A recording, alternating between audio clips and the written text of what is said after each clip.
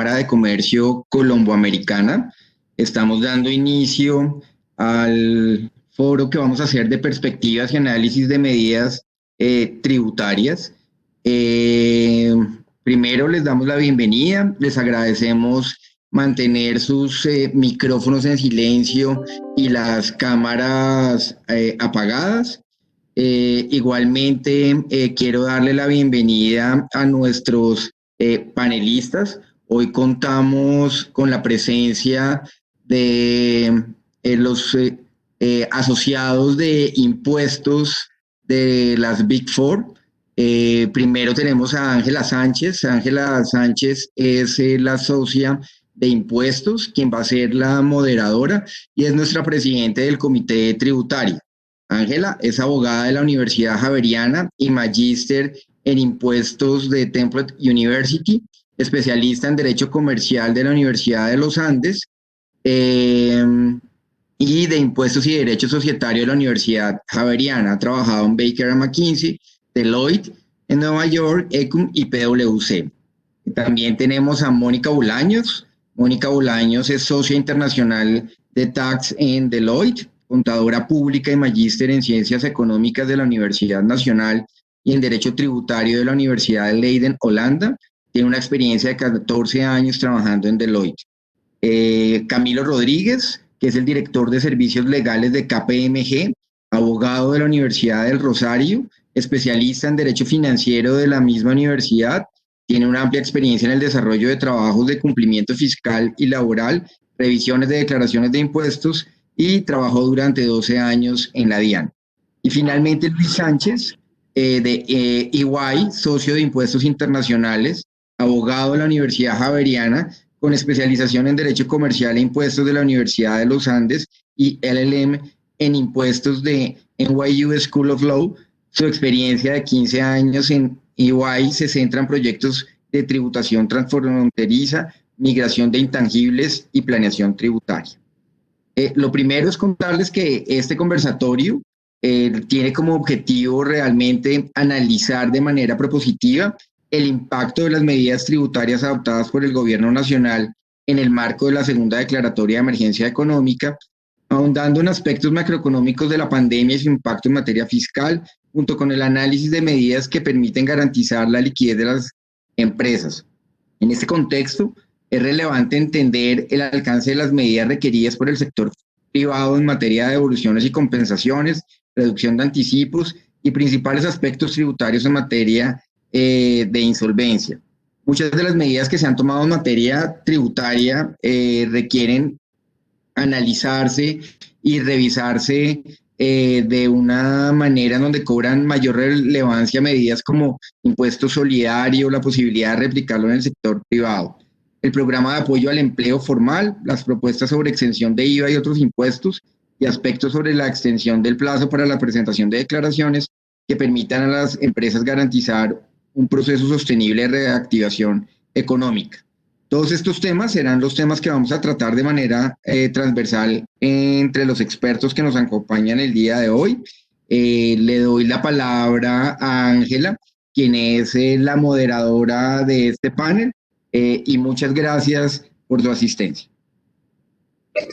Gracias, Santiago. Buenos días a todos. Muchas gracias a AmCham por la invitación y gracias a los panelistas. Hoy vamos a desarrollar un análisis sobre las diferentes medidas que ha tomado el gobierno en temas tributarios durante este periodo de pandemia que hemos vivido y que ha sido pues excepcional en cualquier ámbito, y eso no es ajeno al ámbito tributario. Entonces, en esa medida, la idea es contarles un poco el contexto macroeconómico de la situación y después abordar 6 diferentes medidas o 6 diferentes tipos de medidas que hemos decidido analizar con la ayuda de todos los panelistas, Mónica, Luis Orlando y Camilo. Y obviamente, como lo mencionó Santiago, la idea es que esto sea pues un análisis de política fiscal propositivo en la medida en que podemos encontrar como situaciones que pueden ser mejoradas, que encontramos que pues, el gobierno ha expresado pues, su voluntad de ayuda, pero queremos como evaluar qué tan eficiente ha sido esa ayuda, qué más se podría hacer, qué han hecho otras jurisdicciones, etcétera. Entonces, digamos que el gobierno y este análisis macroeconómico pues se basa un poco en lo que hemos visto en las noticias y ustedes ya deben saber un poco, pero el esperado de presupuesto de recaudo por parte del gobierno eran 158 billones de pesos. Con esta situación de crisis que empezó más o menos finalizando marzo, la caída de ese recaudo se espera más o menos el 10%, o sea, no se va a recaudar aproximadamente 15.8 billones de pesos. Eso debido al impacto del coronavirus. Con lo que ha expresado el gobierno, las fuentes principales de recaudo es lo que ellos han denominado impuestos transaccionales. Eso corresponde a la retención en la fuente, al IVA, al impuesto al consumo, al GMF, y en esa medida, de esos 158 billones, 117 billones corresponde a eso que ellos denominan impuestos transaccionales. Eso es importante porque finalmente, como lo veremos más adelante, el punto es que esto es un círculo. Y si el contribuyente es el que aporta a esos impuestos transaccionales, si su negocio económico en esencia no está funcionando, pues no va a poder satisfacer los impuestos como situación base y mucho menos un tema de sanciones o un tema de intereses moratorios. Entonces, el gobierno necesita los recursos, el contribuyente probablemente no los va a tener y el gobierno los necesita para satisfacer el gasto público, pero pues necesitamos que la esencia de la actividad económica del contribuyente se pueda recuperar para que después pueda satisfacer esas necesidades de recaudo. Entonces, realmente es un círculo que no es fácil, es una decisión muy compleja. Ustedes lo habrán visto que no es solamente a nivel Colombia, sino todas las diferentes jurisdicciones pues se han planteado cómo llegar a un balance y a un punto medio importante. Entre otras cosas, el gobierno ha planteado una política del tema de las devoluciones, en la cual pues una primera forma de satisfacer estas necesidades de los contribuyentes es lograr devolver esos saldos a favor. Entonces inició una política de procedimiento abreviado, ya lo vamos a analizar en los puntos de flexibilidades de caja, y la idea de eso inicialmente era que hasta el 31 de mayo, hasta donde iba la inicial emergencia sanitaria, se lograra devolver 3.9 billones de pesos. Técnicamente se han presentado 20.000 peticiones, de las cuales se han devuelto 1.500 correspondientes a 500.000 millones de pesos. Se supone que en el día de ayer el presidente manifestó la extensión de la emergencia sanitaria. Esa emergencia iría hasta el 31 de agosto, lo que significaría que este procedimiento abreviado pues se extendería hasta ese momento.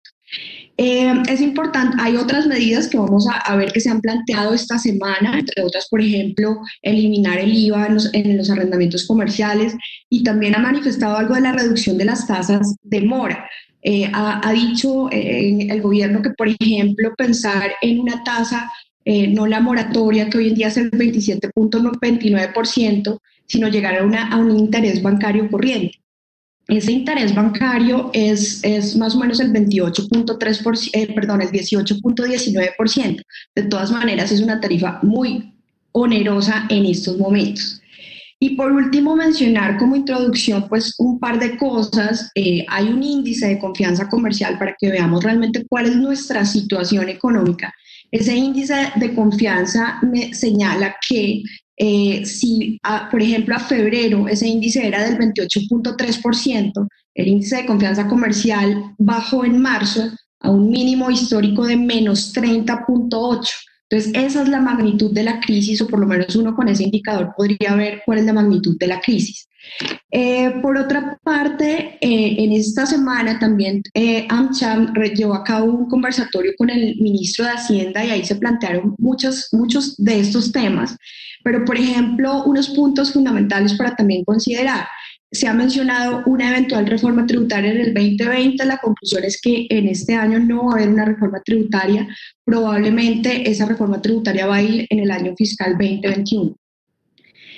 Respecto a los 3 días sin IVA, le preguntaron al ministro si, por ejemplo, va a haber extensiones de periodos más amplios sin IVA. La conclusión fue no, porque realmente eso ya estaba planteado en la reforma tributaria, pero realmente no se ha planteado periodos mayores de gracia sin IVA, por ejemplo.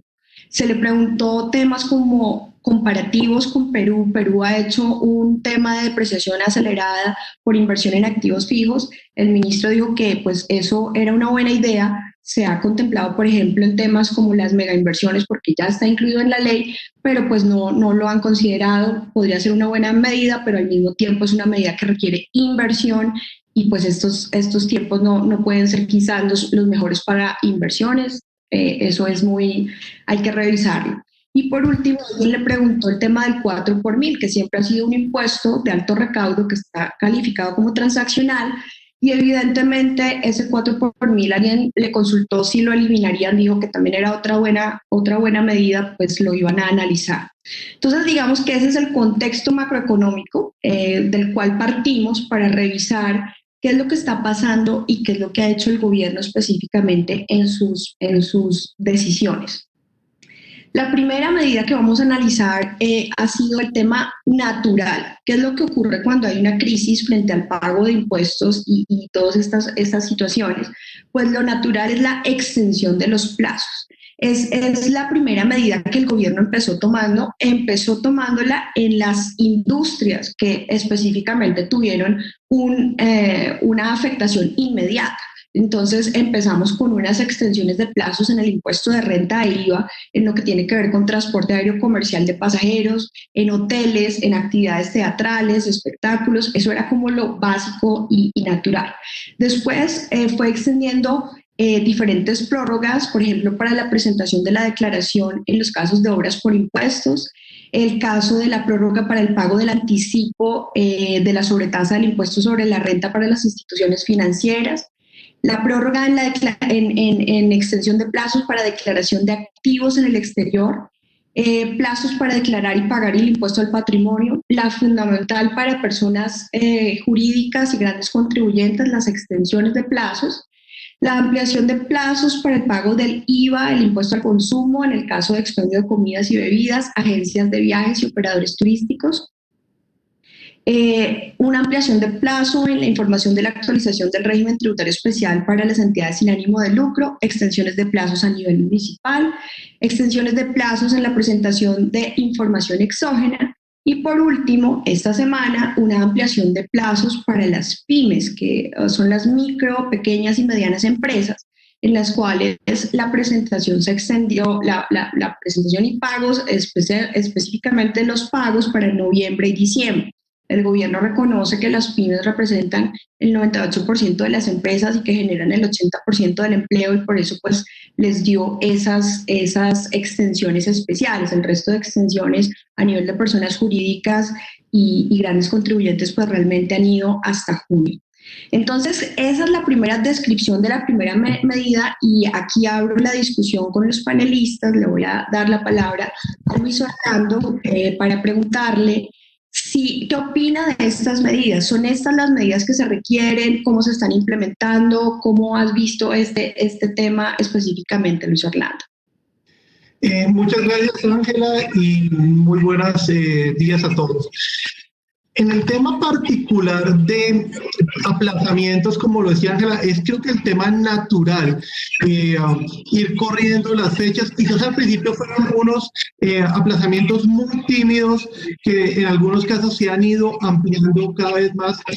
Yo no descartaría que vaya a haber unas ampliaciones adicionales, inclusive porque como el gobierno creo que lo ha dicho, la pandemia no creían que iba a durar tanto. Ellos inclusive hasta el 30 de mayo iba a ser la emergencia sanitaria. Se esperaba que hubiera más claridad, no la hay. Ya vamos hasta el 30 de agosto. Entonces puede que muchos plazos se pueden comenzar a ampliar más. Inclusive pensando en los primeros que eran como decía Ángela, los de transporte, los de hoteles, los de espectáculos, quizás esos plazos hay que ampliarlos aún más. Y Ya estamos viendo en los grandes contribuyentes que están diciendo si la tercera cuota debería también ampliarse de alguna manera como hicieron las MIPYMES. Y aquí hay un tema importante, el ser gran contribuyente no implica que yo esté mejor económicamente, puedo estar mejor que una MIPYME, entonces el tamaño de la compañía no me dice si estoy bien y tengo caja o no, y creo que es algo que se está perdiendo de vista. En el tema de, bueno, y claro, y quizás aquí hay un tema porque en este mare magnum de normas es muy fácil que alguien caiga en una trampa, porque muchas veces lo que se está aplazando es solamente el pago y no la presentación, en otros casos la presentación y el pago, y eso puede llevar a que muchas personas inocentemente puedan presentar cuando era el pago, siendo que la presentación no se haya cambiado. Entonces, yo creo que hay que tratar de hacer socializar más fácil, de una manera más entendible, estos temas de presentaciones. En cuanto a la implementación, miren que ha habido bastantes dudas, por ejemplo, cuando se dijo, oiga, vamos a mover casi hacia el final la presentación de la declaración, entonces usted lo que es la cuota 1 y la cuota 1 ya se había pagado, pero la cuota 2 la hace sobre un porcentaje de 2018 y genera muchas dudas, además porque si yo en el 2018 tuve algo a pagar, pero yo ya sé claramente que en 2019 voy a tener un saldo a favor o el valor a pagar de 2019 ya fue cubierto con la primera cuota, no queda claridad, entonces cada que al contribuyente le toca tomar una posición que inclusive podría ser un objeto de discusión, decir, no voy a pagar la segunda cuota porque no obstante que tenía algo que pagar en 2018, no tengo nada que pagar en 2019, entonces generan una cantidad de dudas de contribuyente que creo no son adecuadas para este caso. Otro tema de pronto de la implementación fue el tema de la sobretasa para entidades financieras. Se dijo que la sobretasa pues se calculaba, es un anticipo de sobretasa que se calcula sobre la renta del 2019. Pero ojo, porque si bien aplazaron el momento de presentar la declaración de estos contribuyentes, dijo la sobretasa no se va a ampliar. Entonces el pago de la sobretasa sucedió lo que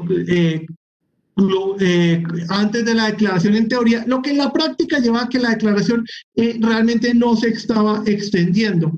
Inclusive alguien nos comentaba pues que la posición era, así como retiramos la discusión sobre la sobretasa en la Corte Constitucional, no vamos a discutir esto, y la mayoría de contribuyentes, hasta donde supimos, presentaron la sobretasa en el tiempo que se había propuesto, que era en teoría anterior a la declaración de renta. Entonces, hay varios temas en la implementación que han sido tortuosos.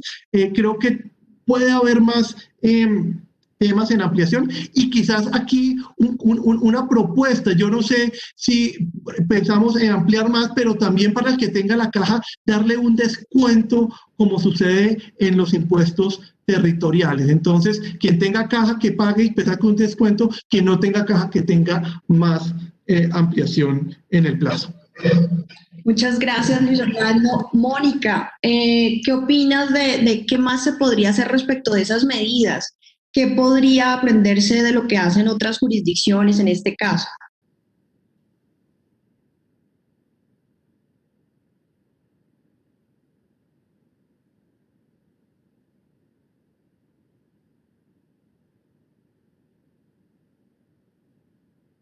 Qué pena, no le estamos escuchando, tiene el micrófono apagado. Perfecto. Bueno, muy buenos días a todos. Muchas gracias, Ángela. Pues efectivamente, como tú lo has mencionado y como lo ha mencionado también Luis, hay medidas que son muy positivas para algunos sectores de la economía. Es una gran noticia para el sector empresarial, por ejemplo, la extensión de plazos para el pago de la segunda cuota para las MIPYMES hasta finales del año, y muy seguramente una medida similar podría ser también muy bien recibida por otros grupos de compañías que, si bien no califican dentro de la categoría de MIPYMES, por ejemplo, grandes contribuyentes, pues han tenido una afectación importante como consecuencia de la emergencia sanitaria. Por ahora, digamos que las no MIPYMES efectivamente han tenido también una extensión en los plazos del cumplimiento de obligaciones formales y en algunos casos pues también en el pago de impuestos. Esto ha ocurrido pues de manera muy específica para el sector aeronáutico, hotelero que tú mencionabas hace un momento, Ángela, cuyo pago de las cuotas pues se pospuso por al menos 3 meses. Y también otras empresas en general, si bien se aplicó una medida que tenía como principal objetivo postergar la obligación formal de presentación de declaración, pues también algunas compañías se vieron favorecidas en la medida en que, como el pago de las cuotas de abril y mayo se dio con base en los resultados de la declaración del año 2018, pues aquellas compañías que generaron un saldo a favor también vieron un poco de alivio en el pago de esa segunda cuota. Estas medidas pues sin duda han dado un poco de oxígeno, pero pues para algunas empresas, como bien lo mencionaba Luis, es probable que estos 3 meses, que es lo que en promedio se han extendido los términos de presentación y pago, no vayan a resultar suficiente. Y por supuesto seguramente existan algunos sectores que puedan estar más afectados que otros.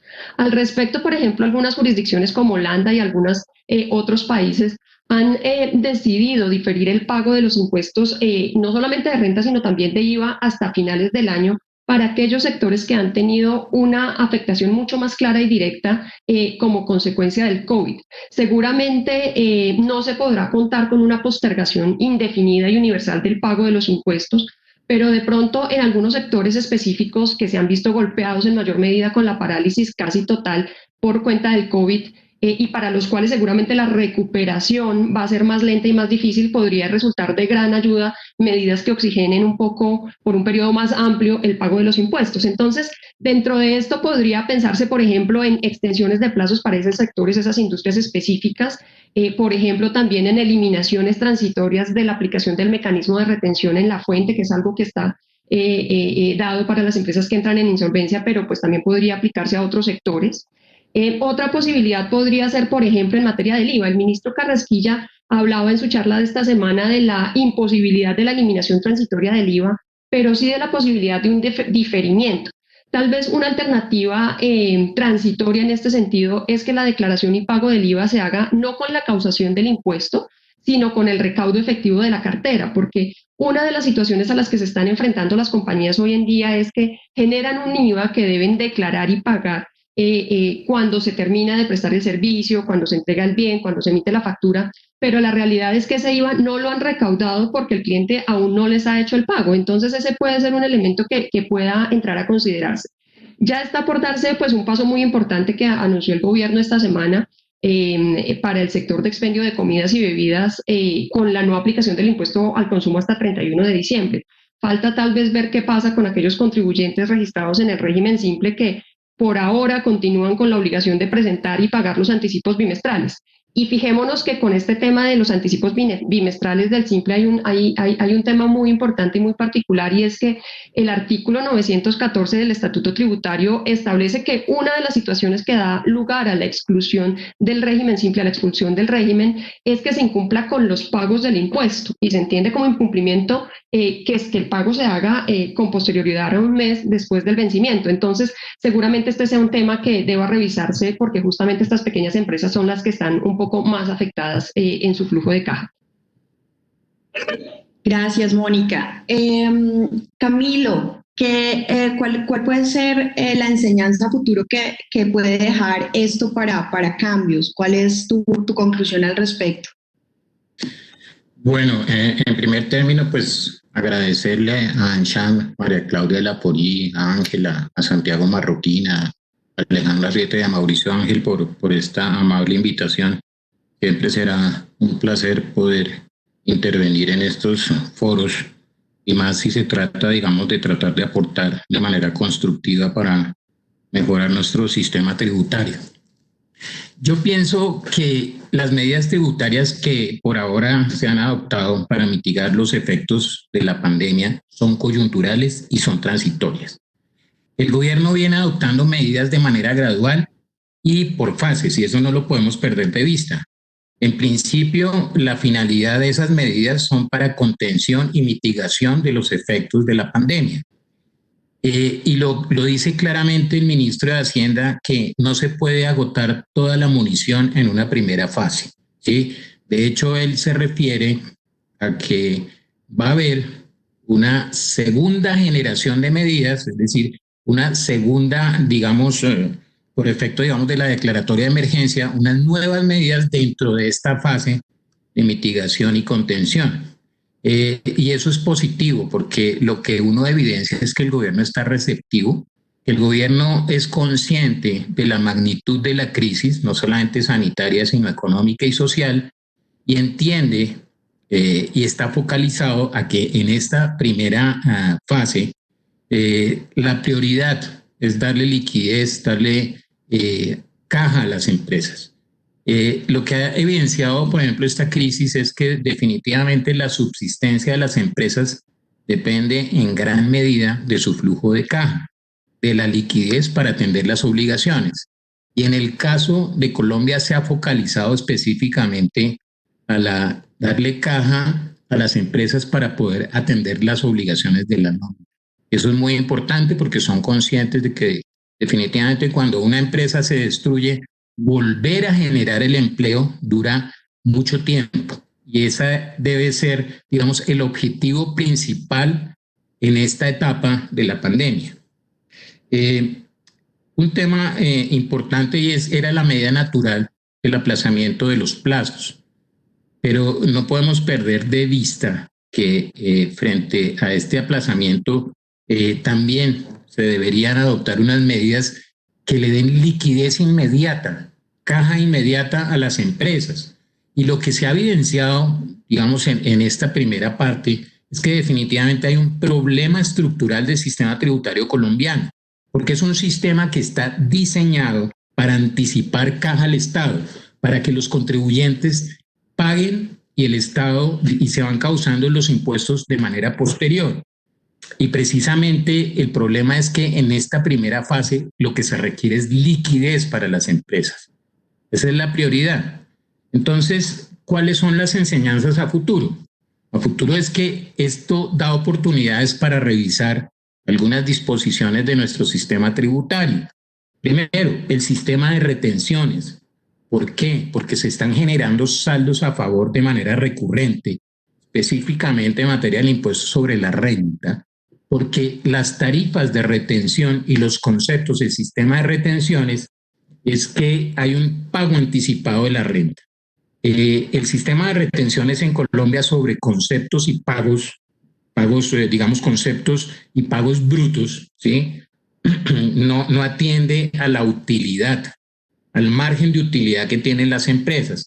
Y eso hace que de manera recurrente en ciertas actividades siempre se genere saldos a favor.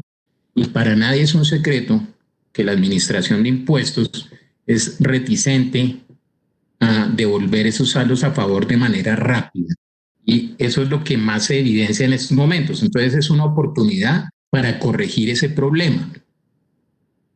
¿En qué sentido? Hay que tratar de migrar a un sistema de retenciones en la fuente donde se tenga más en cuenta lo relativo al margen de utilidad por actividad económica y con una revisión periódica de esos márgenes de utilidad. Lo que también señalaba Mónica es importante. Si bien no hay posibilidad de diferir el pago del IVA indefinidamente, sí debe revisarse la causación del IVA, por lo menos de manera transitoria. En Colombia la venta de bienes se causa con la emisión de la factura o con la entrega del bien y los servicios con la emisión de la factura o la terminación de los servicios. ¿Cuál es la consecuencia de esto? Que el responsable necesariamente tiene que pagar el IVA a la DIAN antes de recaudarlo. Para nadie es un secreto que en estos momentos el problema se acentúa cuando a muchas empresas les está creciendo la cartera, cuando hay muchas empresas que no pueden atender oportunamente sus obligaciones. Entonces los demás quedan expuestos. Es, como bien lo mencionaba Ángela, es un ciclo y es un círculo, digamos, vicioso, donde el incumplimiento de uno genera el incumplimiento del otro. En materia de retención en la fuente pasa exactamente lo mismo, se hace con pago a uno en cuenta, lo que ocurre primero. Entonces, cuando hay un reconocimiento contable, pues se tiene que trasladar la retención por parte del agente retenedor, así no haya recibido el pago. Y ustedes dirán, ¿por qué Camilo está haciendo referencia a esto, porque es que el tema, digamos, del aplazamiento de los plazos tiene que ver directamente con el tema del flujo de caja, con el tema de liquidez, y uno no lo puede perder de vista, y por eso me anticipo un poquito a la siguiente pregunta, porque es oportuno, digamos, evidenciar todas esas problemáticas que tiene nuestro sistema. Y ni que hablar el sistema de anticipos de renta, donde usted le dice la norma que tiene que hacer un promedio del 75% del año gravable o un promedio de los 2 años. ¿Qué pasa? El simple hecho de anticipar impuestos en las actuales circunstancias es muy cuestionable, pero además las bases del cálculo sobre periodo en donde existe normalidad económica, pues muy bien, pero en este momento no existe eso. ¿Y qué pasa? También el artículo 808 faculta de manera general para poder bajar esa tarifa del 75% a otros porcentajes.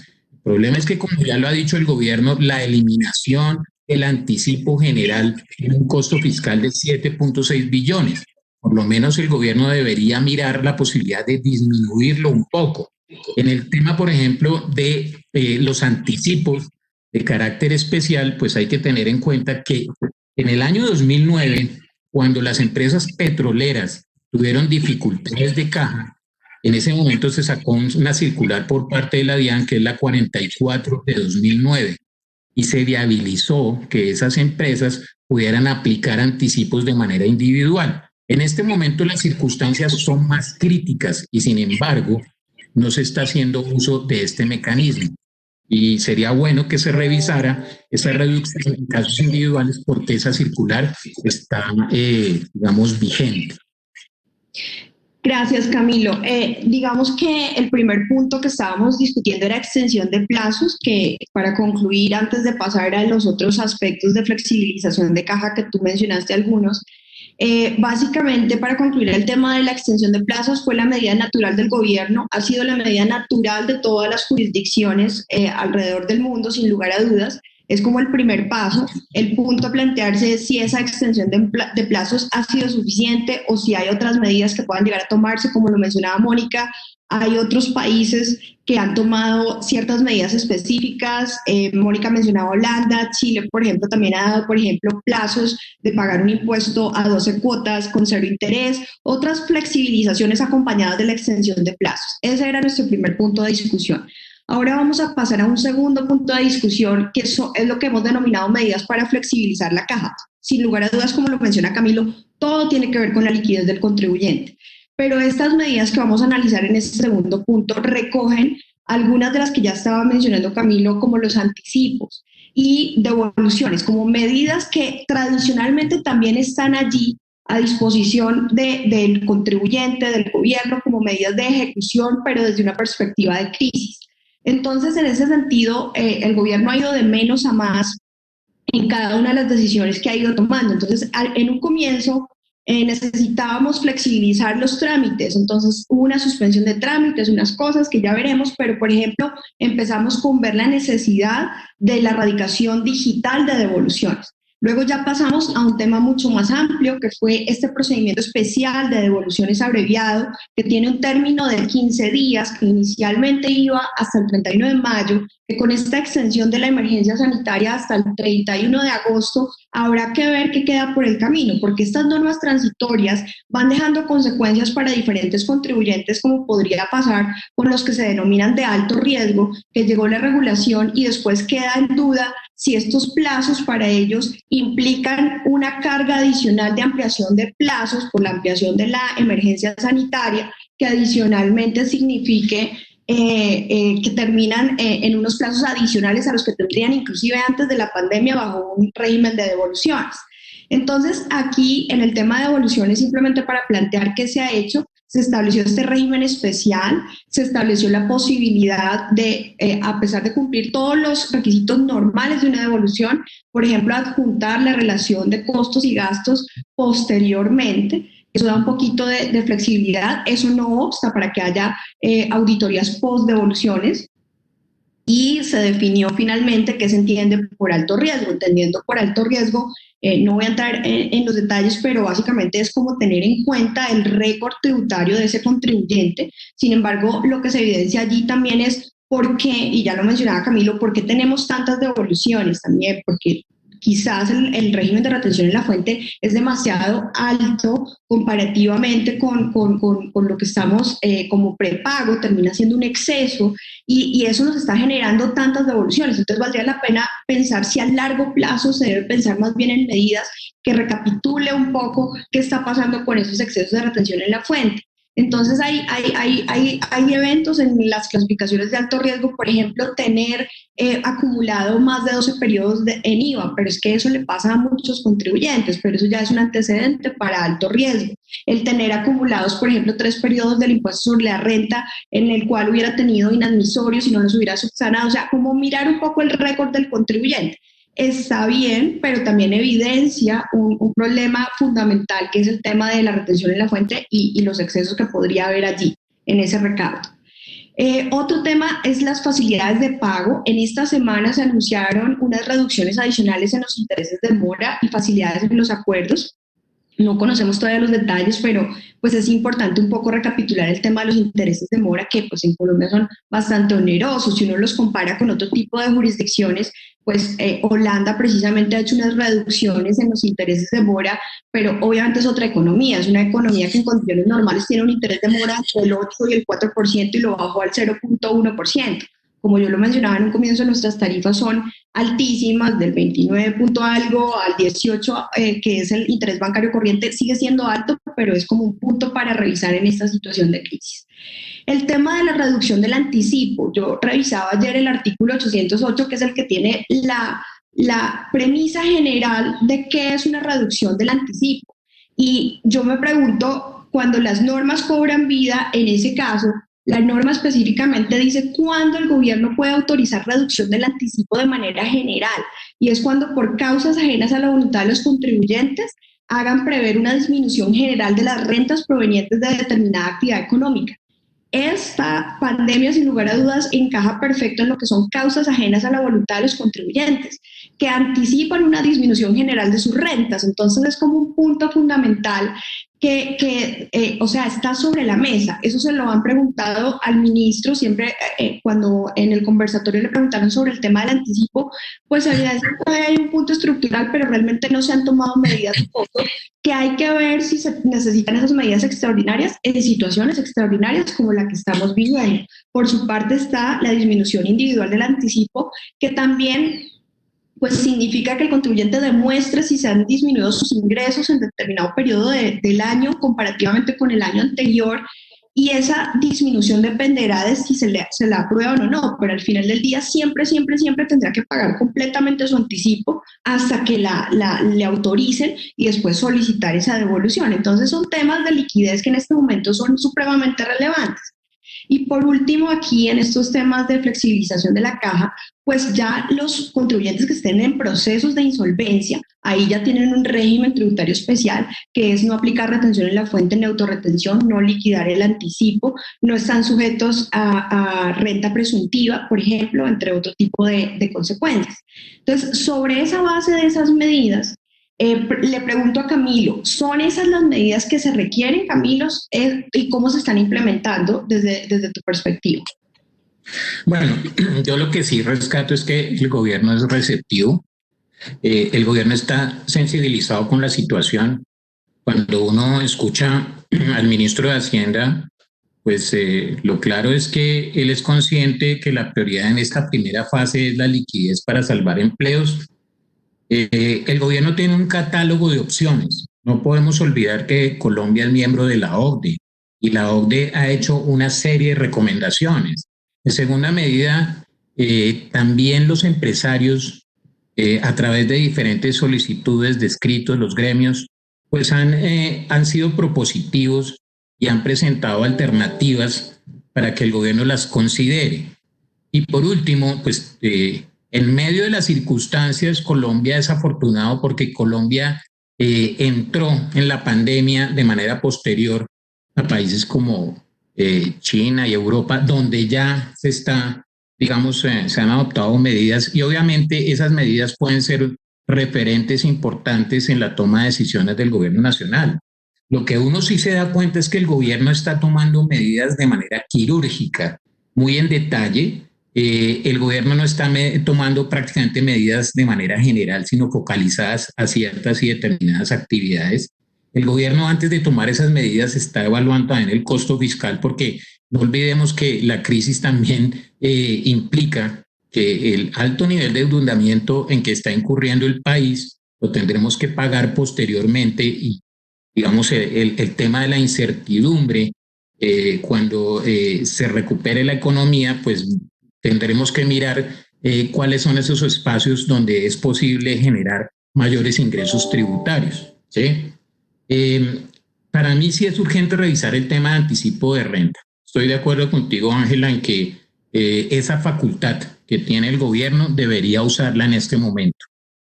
No sé si de manera general eventualmente hay algunas actividades que no han sufrido tanto como otras, pero sí debería por lo menos de manera selectiva para ciertas actividades y ciertos sectores revisar el tema de los anticipos. Como yo les mencionaba, pues hay alternativas, pero en caso de necesidad, pues simplemente con un decreto legislativo en desarrollo de la emergencia económica se podrían cambiar las condiciones temporalmente para reconocer esa situación y adoptar medidas generales para ciertos sectores. Porque es que el tema aquí es que cuando las decisiones quedan al arbitrio de los funcionarios, se complica su ejecución.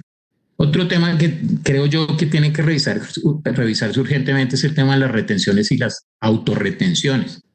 ¿Por qué? Es que yo digo, por ejemplo, ¿qué sentido tiene en este momento que los autorretenedores en renta sobre pagos brutos, y no estoy hablando de la autorretención sobre margen de utilidad, sino sobre pagos brutos en actividades como, por ejemplo, el servicio de transporte aéreo de pasajeros, los servicios turísticos, los hoteles, los restaurantes, digamos los grandes restaurantes, las grandes cadenas? ¿Qué sentido tiene que esa autorretención en el ingreso la practiquen para después imputarla en la declaración de renta a sabiendas que no van a generar renta líquida este año? Eso es indiscutible. Entonces no tendría sentido por lo menos un desmonte de las autorretenciones a los autorretenedores para este año, porque se está quedando con el poco flujo de caja que tienen esas empresas y no tendría sentido, digamos, que se generen unos saldos a favor cuando ya, digamos, esta crisis se haya profundizado en ciertas actividades económicas. ¿Cómo se ha implementado? Eso es una buena pregunta, y aquí sí voy a hacer mención especial al tema de las devoluciones, compensaciones. ¿Por qué? Porque yo sí tengo una crítica muy especial sobre esto. Efectivamente, el gobierno ha hecho esfuerzos importantes, pero existen problemas muy graves. ¿Por qué lo digo? Hay disponibles 3.9 billones de pesos para las devoluciones. Como bien lo mencionaba Ángela en su presentación al principio, en este momento, o mejor, a cifras de la semana pasada, habían radicadas aproximadamente 21,000 solicitudes de devolución. Entonces, primera problemática: la Administración de Impuestos no tiene la capacidad operativa para atender 21,000 solicitudes de devolución en tan corto tiempo. Eso necesariamente lo tiene que hacer a través de los sistemas informáticos electrónicos. La meta que tenía el gobierno o la DIAN es agilizar el procedimiento de las devoluciones para darle flujo de caja a las empresas. Sin embargo, el nivel de ejecución es muy bajo. Estamos hablando de 1.500 solicitudes resueltas hasta la semana pasada por aproximadamente 500,000 millones de pesos. Eso, en otras palabras, quiere decir que el nivel de ejecución es muy, pero muy bajo, porque es que en este momento la urgencia es la liquidez de las empresas. ¿Qué pasa? El proceso va muy lento por una sencilla razón. Los funcionarios de la DIAN, el nivel central, encargados de parametrizar el módulo de devoluciones del sistema informático electrónico, a partir del contenido de la circular 13, ¿sí?, hicieron un perfilamiento de riesgo donde involucra cualquier tipo de error, genera necesariamente una suspensión. Es decir, le va mejor a un contribuyente haciéndolo de manera presencial que de manera virtual.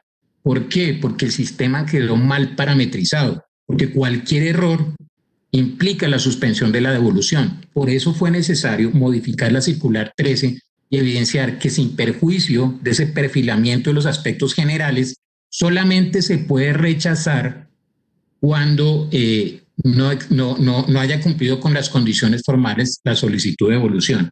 ¿Eso qué ha generado?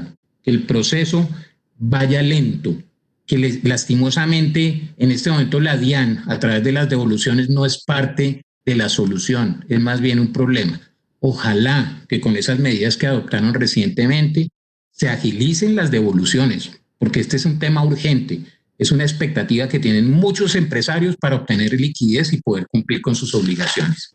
En el tema de las facilidades de pago, como bien lo mencionaba Ángela, pues el gobierno anuncia una simplificación del procedimiento sin garantías a un año, acompañado de una tasa de interés bancario. Era más que previsible. Usted no puede seguir dando facilidades de pago con una tasa de usura menos 2 puntos, que eso equivale más o menos a un 25%. Por lo menos el hecho de mandarlo a un interés bancario implica una disminución porcentual de entre un 7 y 8%. Y en el tema de los procesos de insolvencia, pues ahí, digamos, el comentario que yo tendría en la implementación es también lo relativo a que la norma habla que será objeto de negociación por parte de la Administración de Impuestos la parte de las sanciones, los intereses y el capital. Y entonces ahí viene el problema. Si antes existía una resistencia por parte de los funcionarios de la DIAN para negociar sanciones e intereses, ahora con el capital que asumo yo, que es el impuesto, pues la cosa se complica más. Los funcionarios son, digamos, resistentes a reconocer ese tipo de situaciones, de manera que no me imagino esa resistencia de los funcionarios a negociar impuestos. Y aparte de eso, pues también se necesita la sensibilización de la Superintendencia de Sociedades de la Cámara de Comercio y la DIAN para que estos procesos se desarrollen de manera ágil. Gracias, Camilo. Mónica, ¿qué consideras que podemos hacer o que se puede hacer en este caso, además de lo que ya hemos mencionado? ¿Qué están haciendo otras jurisdicciones? ¿Cómo ves estos puntos generales de flexibilización de caja? Bueno, pues yo tiendo a estar de acuerdo en casi todos los puntos que mencionaba Camilo hace un rato. Creo que podría hacerse un esfuerzo adicional respecto a esas medidas que se han adoptado para las empresas que están en insolvencia, que se pueda hacer extensivo de pronto a otros sectores específicos que también están teniendo una afectación por la pandemia. Ahora, yo sí creo, y si bien tú lo mencionaste, Ángela, y Camilo también lo mencionó un poco, creo que el punto fundamental y bien importante que de pronto necesite acciones es justamente el del procedimiento abreviado de devoluciones, porque esta es una propuesta muy bien intencionada, y en la que muchas empresas tienen puestas pues muchísima expectativa, pero que, como lo mencionaba Camilo, está presentando en la práctica muchísimas dificultades, y lo que pretendía ser una medida para aliviar la caja de las compañías, para algunas, no para todas, pero sí para algunas, se está convirtiendo en un dolor de cabeza. Yo quiero en este sentido referirme a 3 aspectos que considero muy relevantes y que se deben resolver muy rápidamente. Tal vez el tema principal es lo que está ocurriendo con los contribuyentes que son catalogados como de alto riesgo. Lo que establece en este momento el decreto 535 es que si el contribuyente se califica como de alto riesgo, la seccional puede hacer 2 cosas. Uno es suspender el proceso y los términos de devolución hasta tanto permanezca el estado de emergencia sanitaria. O 2, puede efectuar la devolución notificando al área de fiscalización para que inicie el proceso de control una vez termine la emergencia. Entonces, si estamos en el primer escenario, que es que la seccional establezca la suspensión de términos, puede haber empresas a las que bajo el procedimiento abreviado la devolución podría tomarles incluso mucho más tiempo del que les tomaría hacer la solicitud bajo el procedimiento general. Y esto es porque si se le llegan a suspender los términos, pues el trámite no va a ser procesado ahora, sino una vez finalice la emergencia. Pero además allí el procedimiento abreviado ya no estaría vigente, y muy seguramente entonces los términos ya no serán de 15 días, sino de 50, que son los que establece el procedimiento general. El problema es que además la suspensión va hasta que termine la emergencia. y si bien estaba pensada pues ahora hasta finales de mayo, pues ya sabemos que la intención es que se extienda por lo menos hasta agosto. Frente a esto yo creo que pueden plantearse algunas opciones para subsanar esta situación. Lo primero es que se le pueda dar a los contribuyentes la facultad de decidir si optan o no por acogerse al procedimiento abreviado, porque en este momento no lo pueden hacer. La plataforma es una sola y las verificaciones se están haciendo en todos los casos bajo los procedimientos y bajo los criterios del procedimiento abreviado. No tiene el contribuyente en este momento la opción de aplicar el procedimiento general, lo que implica que hay compañías cuyas solicitudes pues sencillamente no van a tener trámite durante la emergencia si es que la seccional considera pues que la compañía particular o el contribuyente particular tiene o genera una situación de riesgo alto. Otra opción puede ser que si se llega a dar esa calificación de riesgo alto, la consecuencia no sea necesariamente la suspensión de los términos, sino que el expediente pueda ser evaluado bajo los criterios del procedimiento general. En otras palabras, casi que si se quiere, se le niega el procedimiento abreviado al contribuyente, pero se le permita avanzar con su solicitud en los términos generales que se venían aplicando antes de la emergencia, sujeto pues por supuesto a que se anexe la información adicional que esto requeriría. Tal vez un segundo tema también muy importante es que puedan delinearse muy claramente los criterios para que un contribuyente sea calificado como de alto riesgo. En este momento existen unos criterios pues que son generales, que están contenidos en una circular interna de la DIAN, pero al final las seccionales siguen teniendo discrecionalidad en la calificación de los contribuyentes. Y esto está generando pues una gran incertidumbre para las compañías. Entonces, porque finalmente no saben si únicamente van a ser calificados con esos criterios que están allí definidos en la circular o si por alguna razón adicional de pronto en la seccional los puedan calificar como de alto riesgo. Entonces, esta incertidumbre sumada a la posibilidad que se dé una suspensión de términos, pues termina confundiendo a los contribuyentes sobre si resulta o no conveniente desde un punto de vista financiero hacer una solicitud de devolución en estos momentos. Y finalmente, creo que sería también muy importante que los contribuyentes que están teniendo esa calificación de alto riesgo puedan tener claridad sobre cuáles fueron esos criterios que derivaron la calificación. Porque es que esta calificación, digamos que además de las implicaciones que tiene en el mismo proceso de devolución y de hecho en la hoja de vida que pueda tener dentro del mismo sistema de la DIAN, pues puede tener incluso otras implicaciones, temas pues de buen nombre, reputacionales y demás. Entonces sería muy conveniente que los contribuyentes puedan entender cuáles fueron esas prácticas que le originaron esa calificación para que además incluso pueda evaluarlas e incluso considere acciones de mejora futuro. Muchas gracias, Mónica. Luis Orlando, ¿qué enseñanzas a futuro puede dejar esto para cambios? Bueno, digamos que hay una enseñanza buena y es que sí se puede hacer un proceso abreviado, acelerado de devoluciones. El proceso estaba planteado desde hace varios años, no se había implementado y se implementó. Entonces sí lo podemos hacer. Pero ¿qué problema hay? Que hay que ver mucho más detalle el tema de implementación. Ya nos han contado todas las dificultades. Y quizás un tema que no sé, nosotros siempre lo discutimos de cómo iba a salir este decreto, era si iba a haber un límite en las devoluciones, porque los fondos están alrededor de 3-4 billones para este efecto y seguramente las personas que van a devolver van a ser muchas más. Y no sabemos si eso también hace que se tomen situaciones para frenar ciertas devoluciones que son de alta cuantía, lo que no está en el decreto, pero quizás hay un tema práctico ahí a considerar. De otro lado, yo creo que ya lo han mencionado todos, pero quiero insistir, hay que repensar el tema de cómo se recolecta el impuesto en Colombia. Si vamos a hacer temas de devoluciones, porque vamos a dar retenciones, pues hay que hacer un tema acelerado. Por ejemplo, en estas conversaciones que con diferentes países estamos teniendo, llegaba el tema de que uno pregunta, bueno, ¿y Chile cuánto dura? No, aquí demoramos 12 días en hacer una devolución. Y en Colombia, entonces, la gran cosa es que vamos a durar 15 días en devolución acelerada. Hay que pensar si eso es lo que queremos o hay que pensar, que creo que es lo más adecuado, de si tenemos que cambiar a un sistema de pagos provisionales en vez de todo este tema de retenciones y pagos provisionales eventualmente sobre unos netos o sobre unos márgenes por industria. Hay que pensar en ese cambio. Y creo que también lo han mencionado, es el tema de alto riesgo. porque el tema de alto riesgo es que nos metemos a algo sin saber si somos de alto riesgo, y si somos de alto riesgo, después llegan como unos criterios que son los que han mencionado, de si tengo paraísos fiscales, transacciones con paraísos fiscales, si tengo tanto tiempo acumulado un saldo a favor,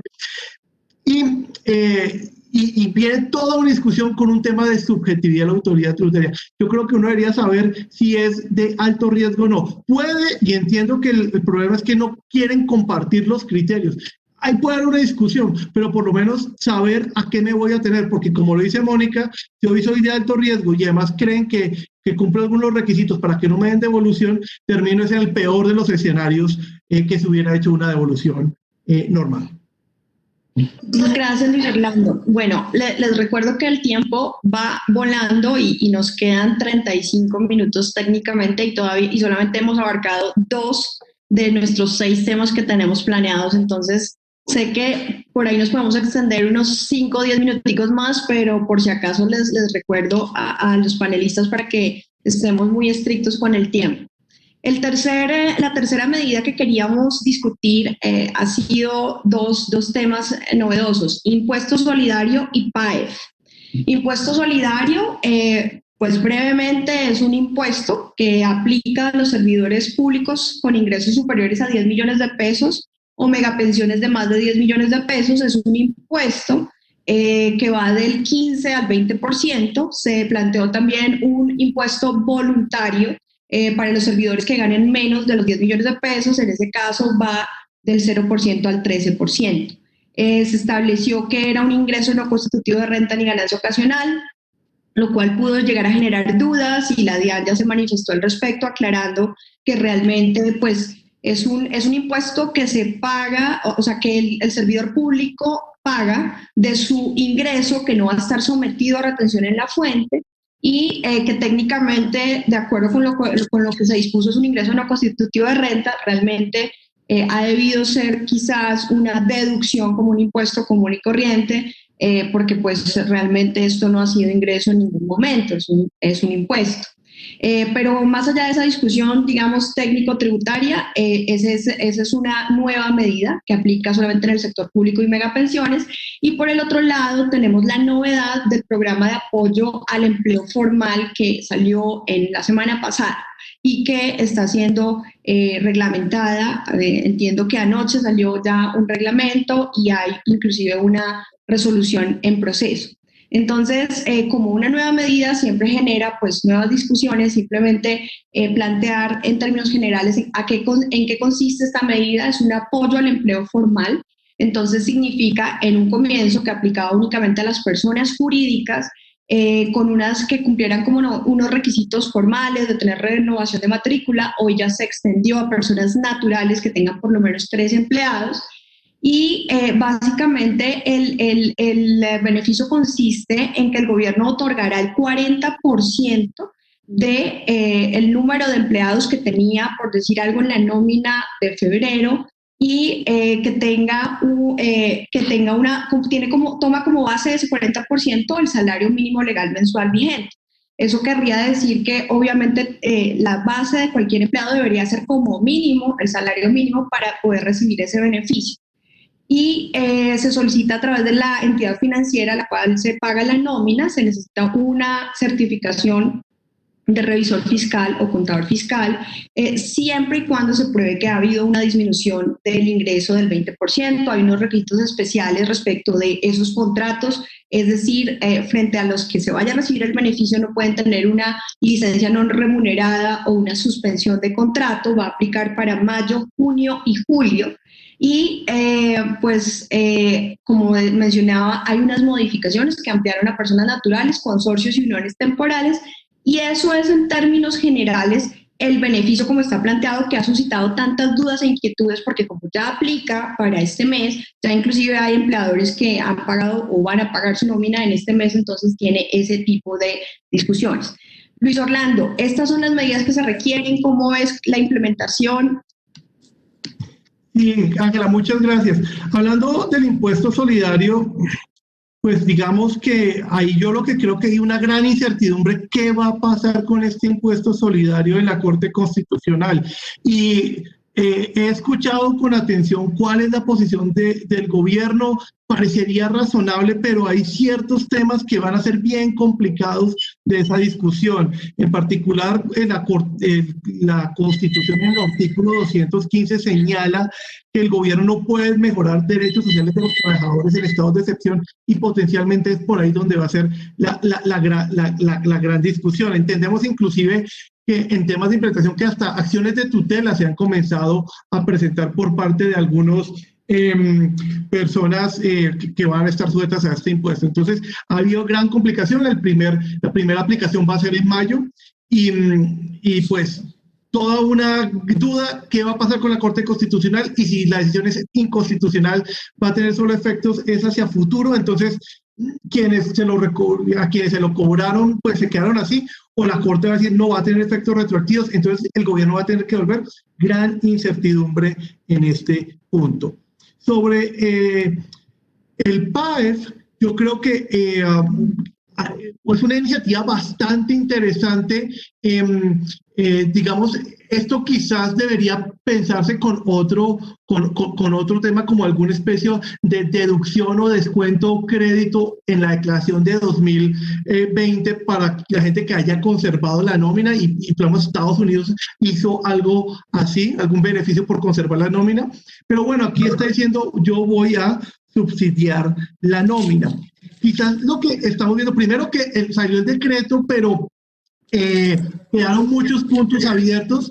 Tanto es así que el decreto que se emitió anoche, el decreto 677, realmente no es el reglamentario, es la corrección, es un decreto legislativo, es un decreto que es la corrección de este nuevo decreto, donde incluye este otro universo que pueden ser las personas naturales que tengan más de 3 trabajadores. Entonces, comenzamos con, ya la gente está pensando, vamos a pagar la nómina. Hay unos borradores, hasta donde yo sé, todavía no está el formato final, hasta donde yo conozco unos borradores. Entonces la gente dice, pero ya puedo aplicar, no puedo aplicar. Entonces hay una gran cantidad del tema de implementación al respecto. ¿Y cuál es ese 20%? Porque supuestamente tiene que haber una reglamentación. El formulario nos da unas pistas de que ese 20% va a ser contra el mes del año pasado, el mes del año pasado, el mismo mes del año pasado, o si yo soy una compañía que se creó en 2019 sobre el promedio de los primeros 3 meses del 2020, pero eso todavía, hasta donde yo entiendo, es un borrador, no hay resolución. Entonces, temas de implementación hay muchos. Y hay un poco de dudas que han comenzado a surgir y que no están claras y que deberían estar claras. ¿Este subsidio es un ingreso? Y es un ingreso contable y es un ingreso fiscal y va a estar grabado, entonces hoy me ayudas y voy a tener que pagar, o esto tiene que ser como un reembolso. Entonces está el tema, la gente está muy afanada con esto, pero hay muchas dudas en implementación y en los efectos a futuro que pueda tener. Gracias, doctor Lara. Camilo, ¿qué más puede hacerse adicionalmente? ¿Qué puede aprenderse de otras jurisdicciones en ese sentido? Yo creo que todas las medidas que se han adoptado por parte del gobierno han tenido en cuenta las experiencias de otros países. Obviamente aquí tiene que haber una previa estimación del costo fiscal. Aquí hay una combinación, digamos, entre medidas que tienen un análisis de capacidad de pago, como es el tema del impuesto solidario, y hay otros como es el tema del programa de apoyo a las empresas formales. En lo que tiene que ver con el impuesto solidario, me parece que la inmediatez conlleva a que haya seguridad jurídica. No solamente porque es que por el problema de la eventual inconstitucionalidad o la constitucionalidad condicionada, sino porque es que en este momento hay mucha incertidumbre para efectos de su aplicación. Y entonces aquí sí viene una crítica al gobierno y específicamente a la DIAN. Este decreto se expidió hace aproximadamente un mes, lo relativo al impuesto solidario. Y es la fecha que la DIAN no ha sacado un concepto o, digamos, algún acto administrativo donde aclare su aplicación. ¿Y por qué lo digo? Miren, en el tema de la base gravable hay mucha incertidumbre. ¿Qué pasa con el factor prestacional? ¿Qué pasa con aquellos funcionarios que ganan, digamos, salario integral. ¿Qué pasa con la causación del impuesto? ¿Es con caja o causación? Por Dios, es con caja, debería ser con caja y no con causación. A fin de cuentas son personas naturales y registran sus ingresos vía caja. ¿Qué pasa con el mínimo vital? Ahí hay una exclusión, digamos, en la depuración de 1.800.000. ¿Y dónde está la progresividad del mínimo vital? Quedó mal hecha la tabla. ¿Qué pasa con un contribuyente que se gana 20 millones de pesos? No se sabe si paga la tarifa del 17 o del 20. ¿Sí? Hay muchos problemas que tiene ese decreto y lo que sí llama la atención es que un mes después de la aplicación, donde todo el mundo anda a la expectativa, ¿sí?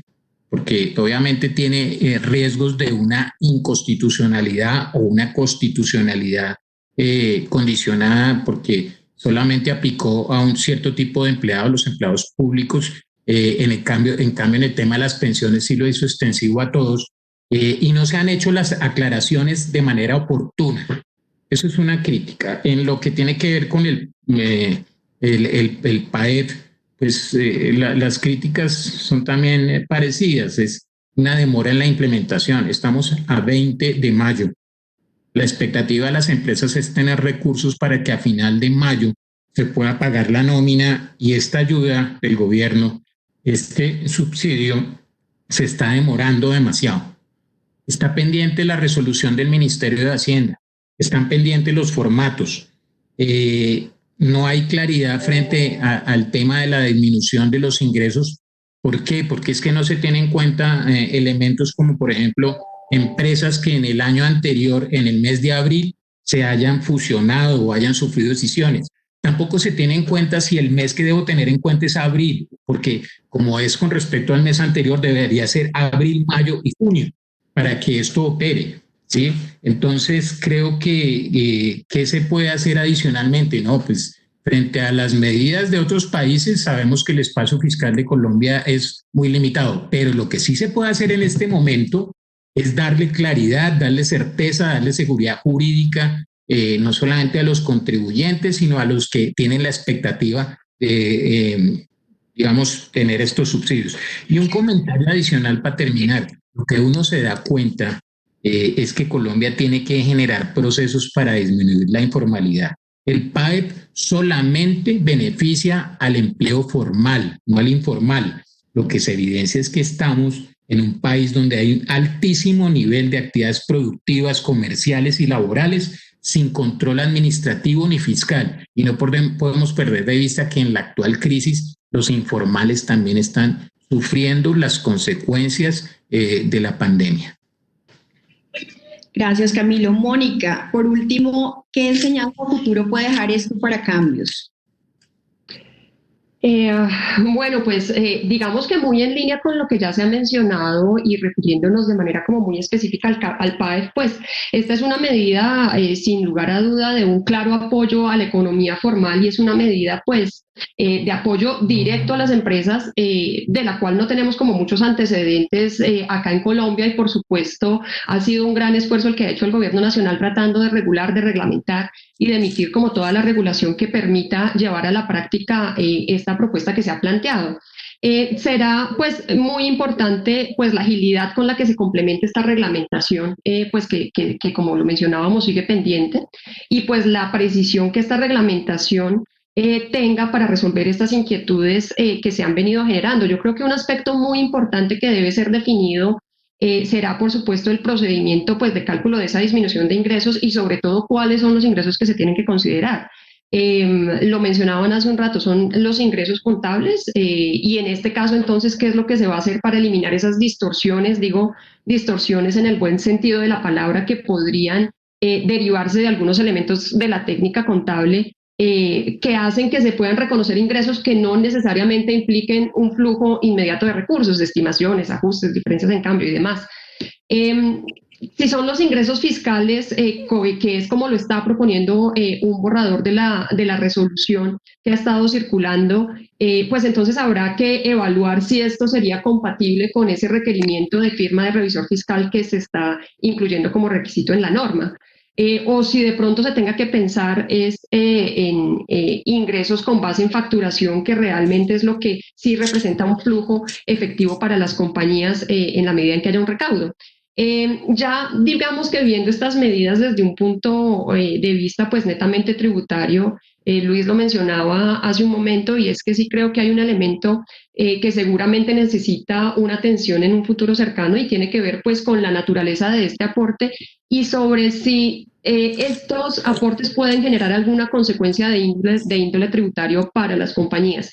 Y esta inquietud surge pues porque justamente los empleadores estarán percibiendo un aporte estatal, que si uno lo mira pues a la luz de las reglas generales del impuesto sobre la renta, podrían ser interpretados como un ingreso susceptible al gravamen del impuesto sobre la renta. Ya años atrás han existido otro tipo de aportes estatales en los que justamente la autoridad tributaria y se ha llegado a concluir que al no existir una excepción expresa, pues estos aportes constituirían ingreso. De hecho, el borrador de la resolución que está circulando también habla que justamente este aporte constituye un ingreso. No se aclara si es un ingreso financiero o fiscal, pero pues en ausencia de una aclaración en este sentido, pues se entendería que es ingreso para todos los efectos. Así que sí es muy importante que se pueda evaluar si en efecto la intención es que este aporte se considere como un ingreso tributario para el empleador, y que si este no es el caso, pues se pueda aclarar la exención respectiva en la normativa.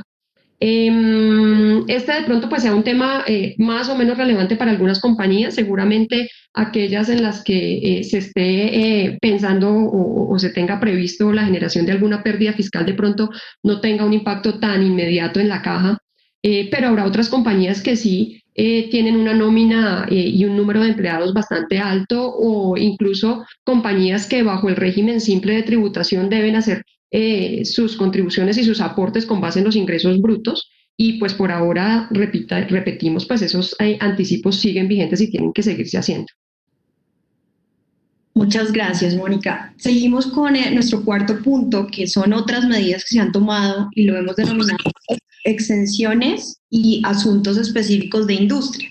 Entonces aquí son las medidas que se tomaron, por ejemplo, frente al IVA, la exención transitoria de IVA para equipos médicos sin derecho a devolución, es decir, con la posibilidad de imputar esto simplemente como un descontable. La no consideración de venta de las donaciones de bienes destinados a conjurar la emergencia económica, social y política. Tarifa reducida del 5% para gasolina de aviación y transporte aéreo de pasajeros. Exenciones para servicios de conexión y acceso de voz a Internet que no excedan de 2 VTs. Esta semana se adicionaron los 3 días de IVA que están planteados pues para fechas que coinciden todavía con el aislamiento obligatorio. El no cobro de impoconsumo en restaurantes hasta diciembre. El no cobro de IVA en arrendamiento de locales comerciales, eso para referirnos al tema de IVA e impoconsumo. En el tema de renta, simplemente se creó un régimen de megainversiones específico para inversiones en el sector aeronáutico, inversiones de más de 20 millones de VTs, lo que sería más o menos 18 millones de dólares, y deben ser realizadas antes de diciembre del 2021. Por último, una exención transitoria del GMF para las entidades sin ánimo de lucro que destinen recursos a la población más vulnerable. Mónica, ¿qué opinas de estas son las medidas que se requieren? ¿Cómo se están implementando? ¿Cuál es tu opinión? Bueno, justo tal vez mencionábamos hace un rato que algunas medidas deberían ser evaluadas de cara a las necesidades específicas que se generan dentro de esta emergencia. Y dentro de esas necesidades, pues por supuesto está como primera medida aquellas que busquen como facilitar la prevención y el contagio y el tratamiento del virus, ¿no? Y dos, cómo aliviamos la carga tributaria de las empresas que han tenido una mayor afectación como consecuencia de la emergencia. Digamos que frente a ese primer grupo que está relacionado justamente con la prevención del contagio y el tratamiento del virus, una importante medida sí siento que ha sido esa exención de IVA que contemplaron los decretos 438 y 551 para la importación y venta de ciertos productos, entre los que se encuentran pues algunos equipos médicos y algunos insumos.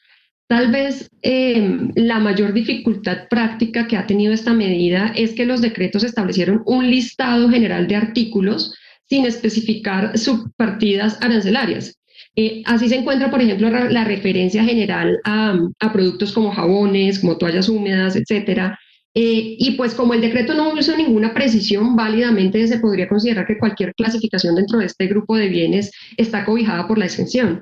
Sin embargo, ya la DIAN emitió pues un concepto interpretando que esa exención solamente procedería si se trata pues de bienes destinados a la prevención y hospitalización por COVID. E incluso publicó un comunicado en el que se establece un listado de subpartidas arancelarias con las que se busca orientar sobre cuáles son esos productos específicos que estarían cobijados por la medida. Esto, por supuesto, genera una gran incertidumbre, pues lo cierto es que, pues, primero, el decreto no hizo este tipo de precisiones. Segundo, pues en la práctica es muy difícil que un importador, un comercializador pueda establecer claramente la destinación que el usuario final va a dar al producto. Y tercero, pues que establecer este tipo de listados, pues tiempo después de haber entrado en vigencia el decreto, que pues a través de comunicados que tampoco tienen una categoría específica normativa, pues puede llevar a discrepancias en futuras fiscalizaciones. Entonces, casi que el mensaje allí frente a este tema sí parece que resulte conveniente que se hagan las aclaraciones pertinentes, teniendo en cuenta pues que lo que quedó plasmado en el decreto, y es que no haya una subpartida arancelaria específica para que pueda aplicar la exención. También hay otro tema muy importante, y es que la exención está vigente únicamente por el término de la emergencia sanitaria, que ya habíamos mencionado antes, se tiene previsto se extienda hasta finales de agosto. Y se ha anunciado también por parte de la autoridad tributaria en algunos foros que esto implica que el ciclo completo de importación, venta y entrega de los productos deba completarse dentro del término de la emergencia.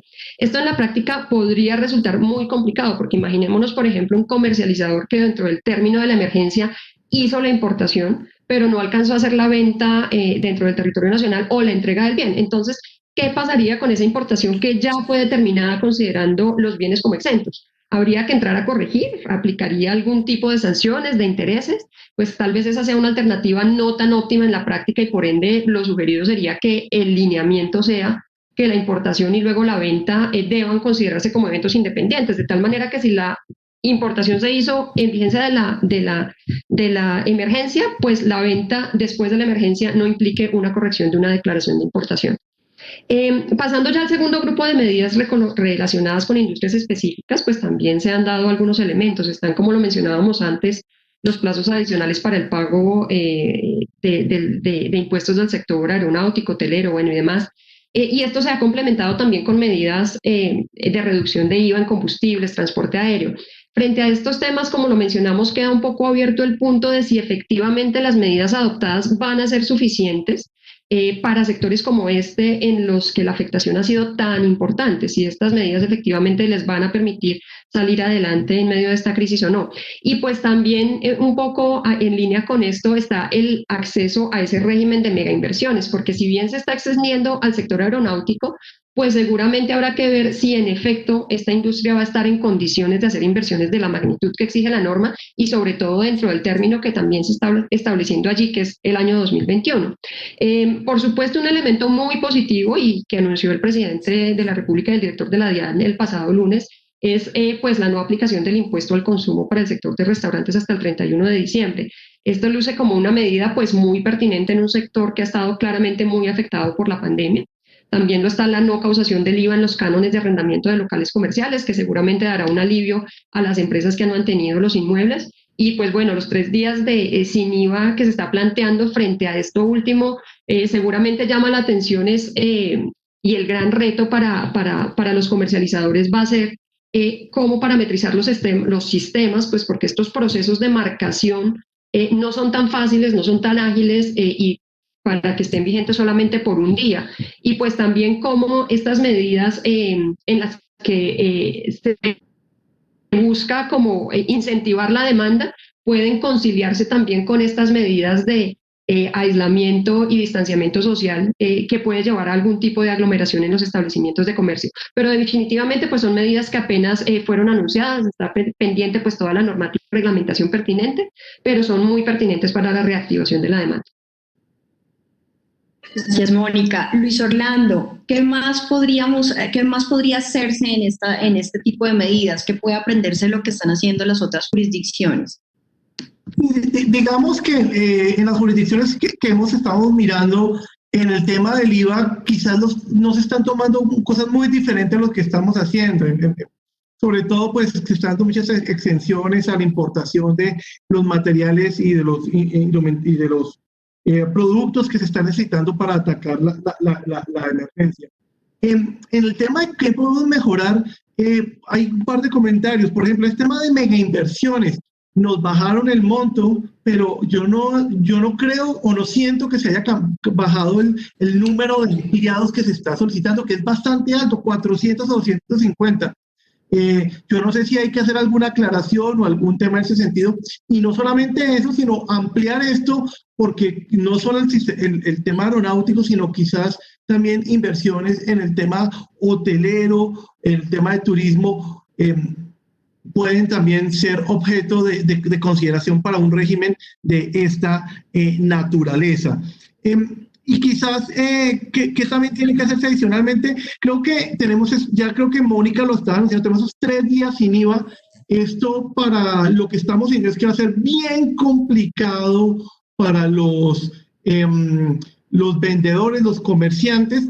El tema de parametrización va a ser complicado y van a tener que ir varios cambios de lo que se estaba planteando en la norma inicial. Recordemos que había ciertas limitaciones para esto en relación con ventas online, y seguramente aquí vamos a tener que empezar ventas online. No sé el distanciamiento social, cómo se va a cumplir. El tema de facturación electrónica, que en las grandes superficies puede ser una complicación. Hay varias cosas que toca ahí ir ajustando. Y finalmente, también creo que valdría la pena hacer algo mucho más detallado en el tema de esas exenciones del decreto 551, que lo único que pareciera que van a generar, pues en buena parte, es mucha discusión sobre muchos ítems que en esa lista pueden estar. Y es una lista que se hizo de afán y tiene muy buenas intenciones, pero puede estar abierta a muchas discusiones. Y simplemente para un tema anecdótico, si ustedes observan la lista, por ejemplo, la palabra jabones está 2 veces, lo que demuestra que esto se hizo con mucho, los ítems 187 y los 189, que demuestra que esto se hizo con mucho afán, con buenas intenciones, pero abrió un boquete para una gran discusión a futuro. Gracias, Fernando. Camilo, ¿qué enseñanza a futuro puede dejar esto para cambios? Mire, yo creo que de esas medidas sustantivas que ha tomado el gobierno durante la pandemia, pues muy bueno, muy positivas, sobre todo porque están bien focalizadas, pero lo que uno sí debería evaluar es si algunas de estas medidas deben tener una aplicación permanente. Creo que sí. Por ejemplo, el tema de los equipos médicos, pues porque la realidad es que debemos ser conscientes que los sistemas de salud, después de esta pandemia, deben fortalecerse en todos los países del mundo. Es una prioridad junto con la educación.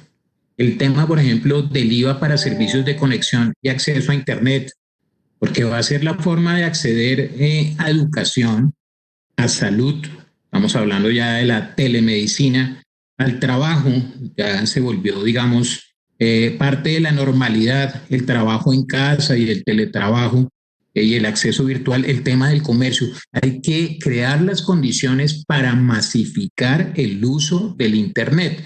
Esta es una medida bien encaminada. No podemos perder de vista que el IVA, en últimas, a quien beneficia es al consumidor final.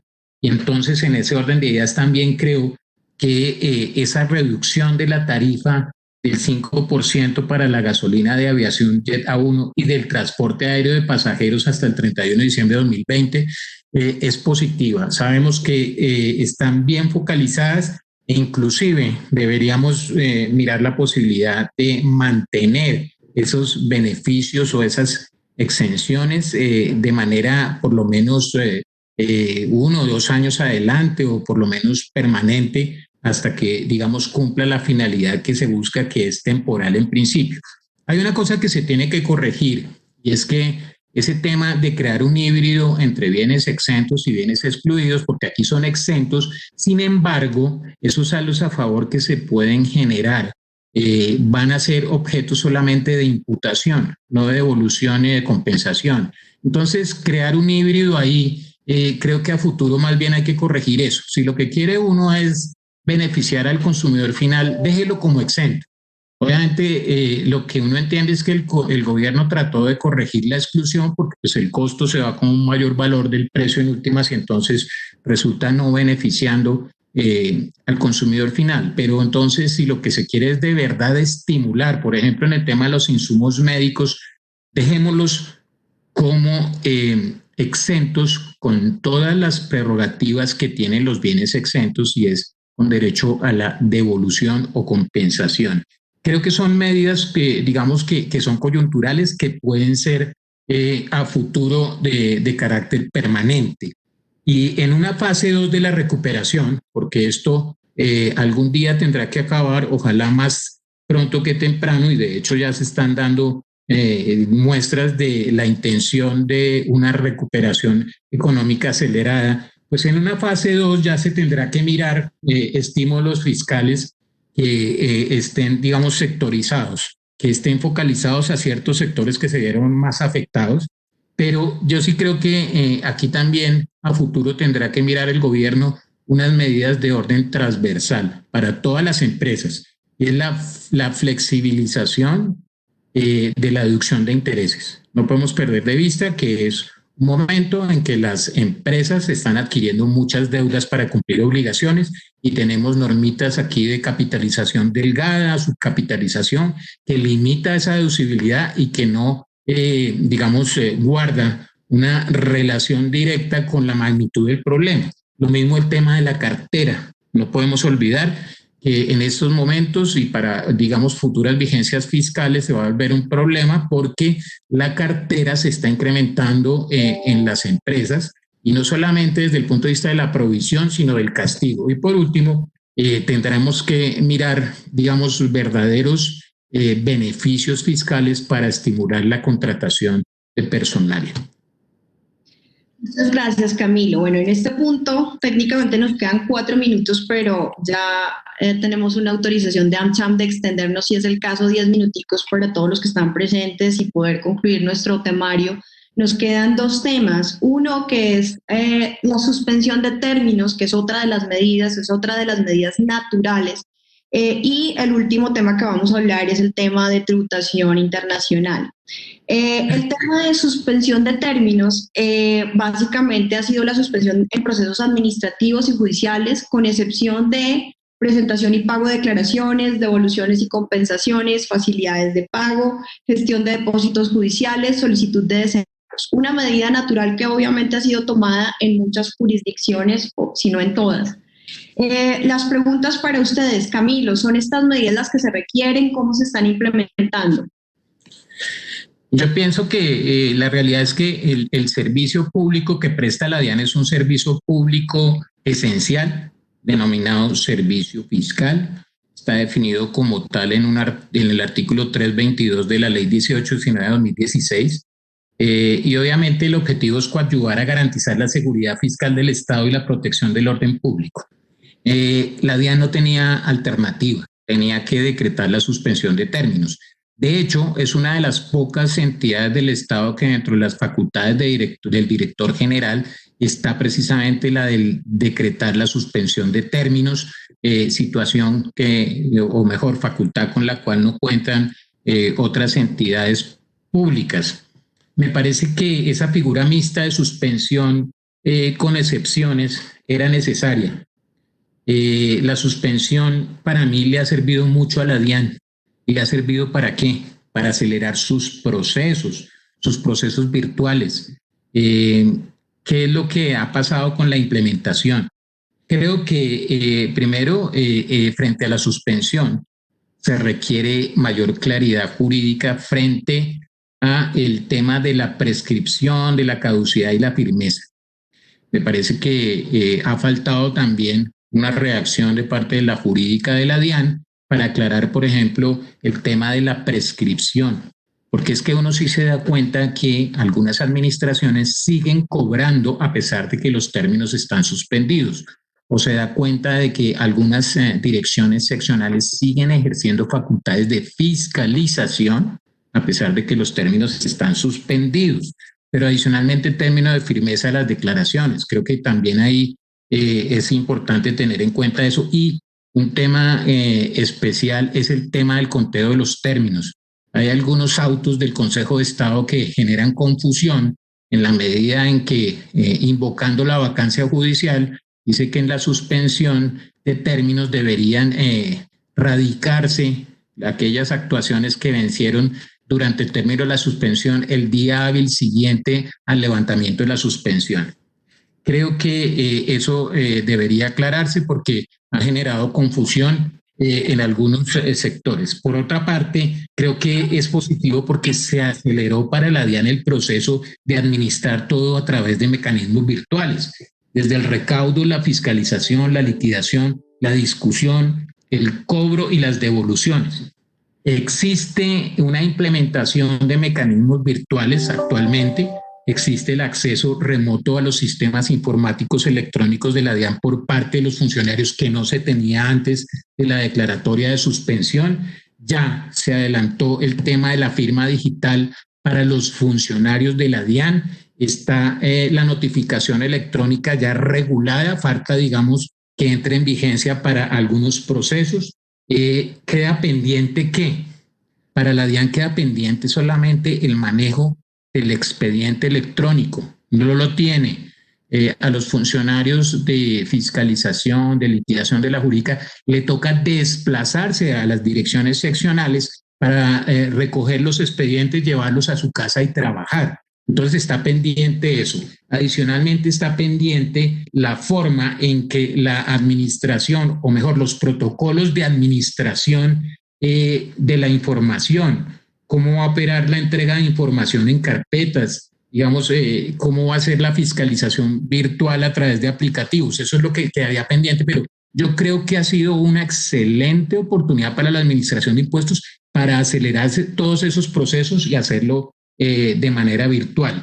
Por último, creo que la DIAN necesariamente tiene que levantar la suspensión de términos y más cuando esa suspensión está ligada a la declaratoria de emergencia sanitaria, que en principio iba hasta el 31 de mayo y que por anuncios que escuchamos el día de ayer iría hasta el 31 de agosto. Es imposible, inviable que la administración de impuestos continúe con términos suspendidos hasta agosto. Necesariamente tiene que levantar la suspensión del término y volver a su gestión, digamos, con énfasis en la virtualidad y obviamente para garantizar la atención y la prestación de los servicios.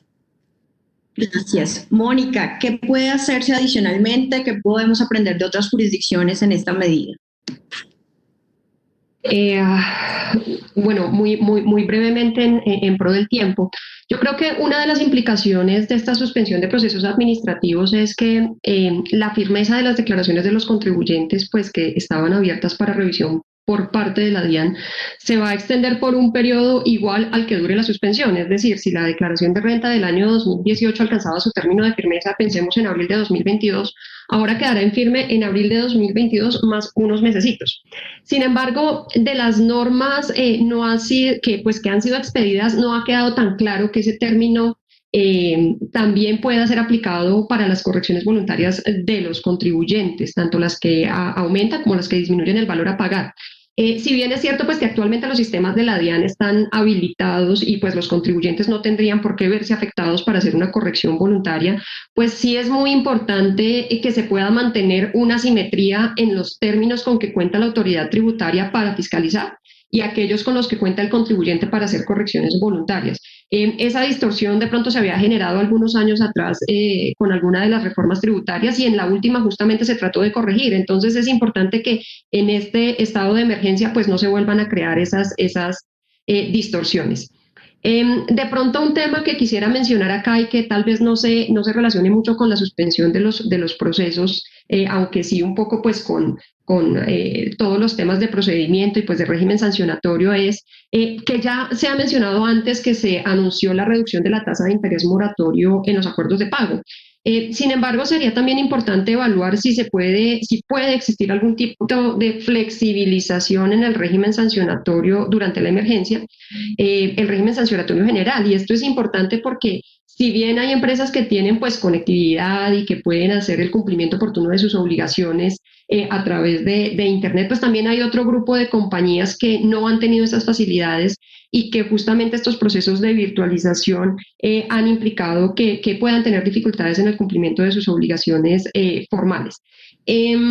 Una medida, por ejemplo, en ese sentido, pues fue anunciada en Perú y pues buscaría no hacer efectivas como las penalidades aplicables por infracciones comunes en materia tributaria durante el tiempo de la emergencia. Es claro pues que algunas compañías pequeñas, régimen simple, bueno, además, no tienen recursos para hacer esos pagos de impuestos en este momento y seguramente un alivio en esa medida o en ese sentido de sanciones e intereses pueda ser importante. Y finalmente otro punto a evaluar es que pues la ley 2010 de 2019 estableció un procedimiento de terminación anticipada de procesos tributarios o aduaneros que tiene un plazo máximo hasta junio, pero pues con todos estos temas de dificultades en caja sería interesante que se pueda evaluar si sería pertinente alguna extensión respecto de estos términos. Gracias. Luis Orlando, ¿alguna enseñanza adicional que esto nos pueda dejar para tener en cuenta cambios a futuro? Yo creo que el gran cambio es que sí se puede hacer el tema virtual, sí podemos volver muchos temas electrónicos, ya hablamos de la notificación electrónica.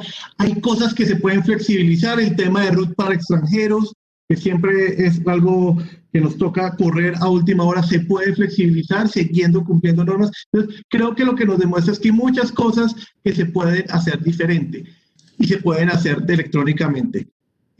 Habrá que hacer algunos pasos, pero tenemos ya una base.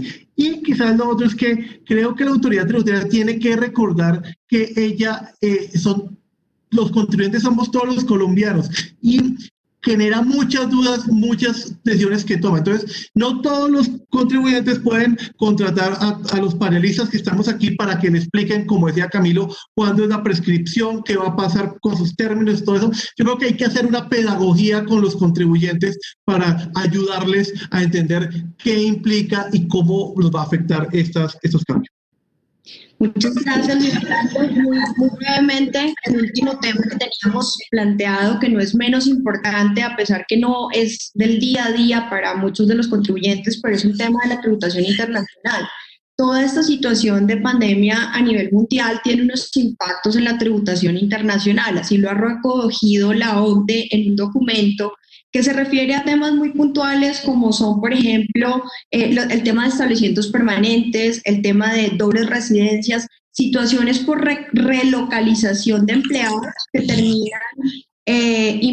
terminaron implicando que se quedaran en países que no son sus países de residencia y empiezan a contar los términos para la residencia o podrían llegar a generar un establecimiento permanente para su empleador por el solo hecho del teletrabajo, etcétera. Entonces, en ese documento se aclara, por ejemplo, que el teletrabajo puede ser un lugar fijo de negocios, pero no está a disposición del empleador. El empleador realmente no tiene una injerencia en la casa o habitación del empleado desde donde por razones forzosas se ve obligado a prestar su actividad.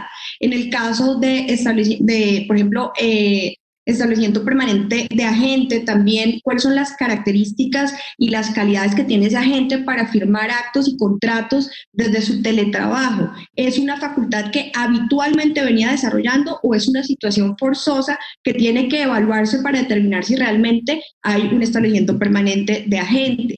Si llega a darse algún tipo de situación por residencia, pues remite a las soluciones del tratado. En el caso de sede efectiva administración, igualmente es un test de hechos y circunstancias y hasta qué punto que los directivos de una compañía se hayan quedado forzosamente en una jurisdicción podría llegar a generarle ese tipo de riesgos. Entonces la OCDE concluye, eso lo debo analizar bajo el principio de buena fe y obviamente analizando todas las condiciones, hechos y circunstancias, que nos presentan unos hechos y circunstancias que son fuera de lo habitual, fuera de lo normal y pues son circunstancias de fuerza mayor en muchos eventos. Básicamente, algunos países han tomado medidas, por ejemplo como Irlanda, en el cual la presencia de un individuo no será tenida en cuenta para efectos tributarios, para contar en términos de residencia, etcétera, si es por razones, por ejemplo, del COVID-19. Son medidas que los países pueden tomar, pero no queríamos dejar sin mencionar algo respecto de este tipo de temas. Entonces, le cedo la palabra a Mónica para que nos cuente qué opina de este tema.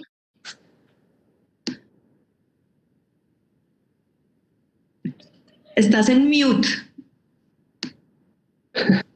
Ok, ya. Yo creo que la principal pregunta que surge aquí es si Colombia debería avanzar o no hacia la implementación de este tipo de medidas como las que tú mencionas. Yo siento que Colombia pues tiene unas reglas de establecimiento permanente, de sede efectiva, de administración que determinan residencia fiscal, que han sido determinadas siguiendo un poco las directrices de la OCDE.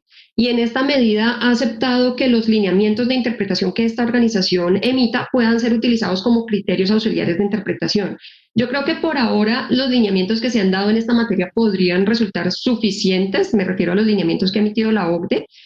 Siento que debería entenderse que el trabajo remoto efectivamente se origina por la pandemia, pues se trata de una situación excepcional y no debería detonar obligaciones tributarias adicionales. Pero por supuesto, lo que sí hay que monitorear con mucho cuidado es cómo avanzan los efectos de la pandemia, porque digamos que por ahora estamos en una situación excepcional, pero no puede descartarse que para algunas compañías este trabajo remoto se convierta a futuro en una situación permanente y allí pues sí tendrán que evaluarse medidas especiales. Acá ya también un mensaje un poco más para las compañías es que yo sentiría pues que la mayoría de países debería alinearse con estas directrices que está impartiendo la OCDE en este momento, y es que esto se considere como una medida excepcional y no como la generalidad del desarrollo del negocio de las compañías. Pero de todas maneras no sobra que estemos como muy pendientes, y sobre todo aquellas compañías que tienen empleados en el exterior que con ocasión de esta crisis, como lo señalabas Ángela, de pronto pudieron quedarse en una jurisdicción que no le corresponde, y no sobra verificar que en esas jurisdicciones específicas no se vaya a tener alguna complicación a futuro. Gracias, Mónica. Luis Orlando, tus comentarios al respecto. Sí, yo creo que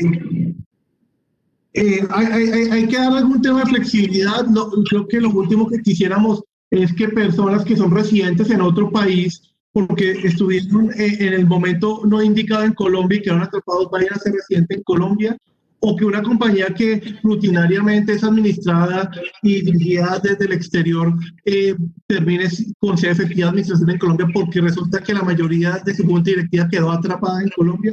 Yo creo que hay que tomar estos temas muy en serio para evitar litigiosidad a futuro. Como tú lo mencionabas, varios países ya están tomando estas iniciativas, y ahora como miembros de la OCDE deberíamos estar moviéndonos hacia ese punto. Quizás un punto que quiero también mencionar, que va al tema internacional. Camilo quizás también ya lo tocó, pero quiero hacerle énfasis, es que yo creo que Colombia tiene seriamente que pensar hacer una excepción en estos años a las normas de subcapitalización.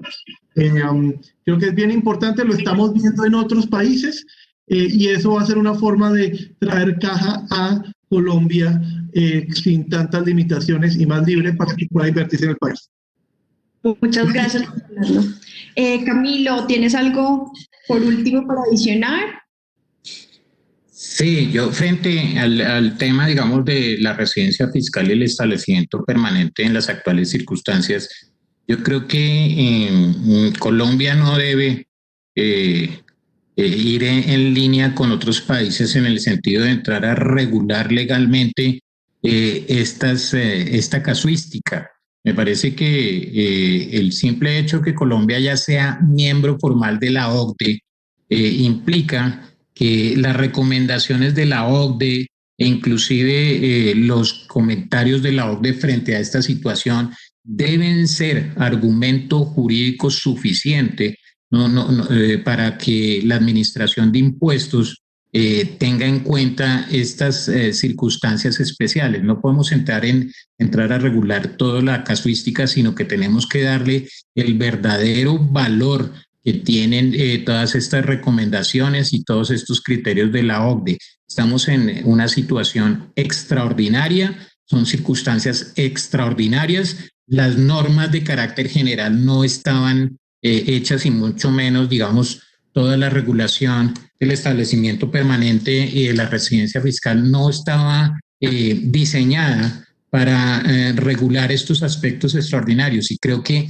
es suficiente con lo que profiere la OCDE, y simplemente se trata de una labor de sensibilización de los funcionarios de la DIAN en el sentido de que no pueden dejar de aplicar estos criterios auxiliares de interpretación de la OCDE para que el día de mañana, cuando se presenten circunstancias donde se pueda cuestionar la residencia o el establecimiento permanente, sencillamente tengan en cuenta estos criterios. Muchas gracias, Camilo, muchas gracias a AmCham y a todos los panelistas. Ya como último tema, simplemente nuestra conclusión es, a lo largo de esta charla analizamos diferentes medidas que ha tomado la DIAN. La DIAN empezó tomando medidas, fue de menos a más, porque así ha ido evolucionando la crisis. Al comienzo no sabíamos cuál era la magnitud, ya sabemos que es una magnitud importantísima, y esa magnitud significa que también las medidas que se tomen deben tener esa extensión para realmente contrarrestarla. Creemos que se han tomado medidas que necesitan una claridad especial en estas circunstancias para los contribuyentes, una pedagogía para los contribuyentes.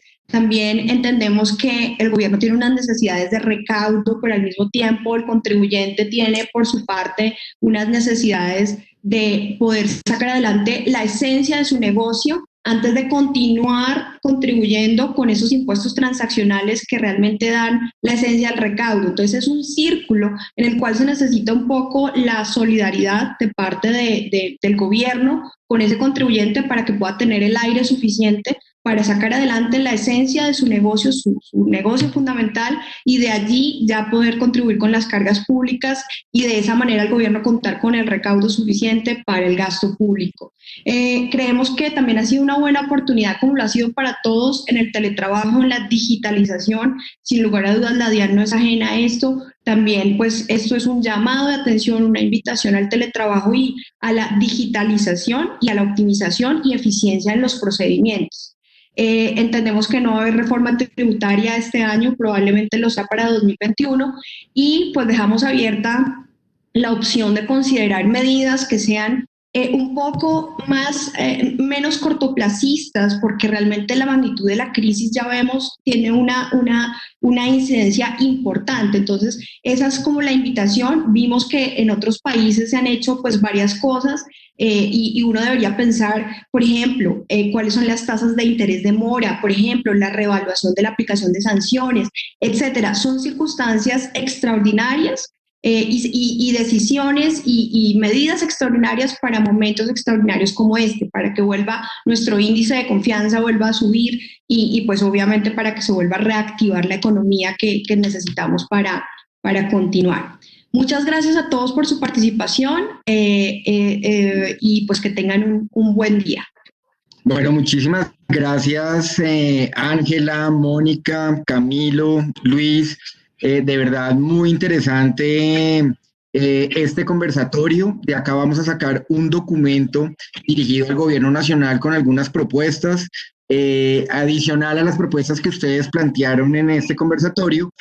Si algunos de los asistentes a él tienen algún comentario o alguna propuesta adicional, les agradecemos hacérnoslo llegar. Como ustedes saben, pues desde AmCham siempre estamos pendientes de poder participar y apoyar a nuestras empresas, a las empresas afiliadas, para que puedan tener una voz. Muchísimas gracias nuevamente. Nos veremos próximamente en otro conversatorio, y quedamos muy atentos a toda la información y comunicaciones que ustedes tengan. Bueno. Muchas gracias. Hasta luego.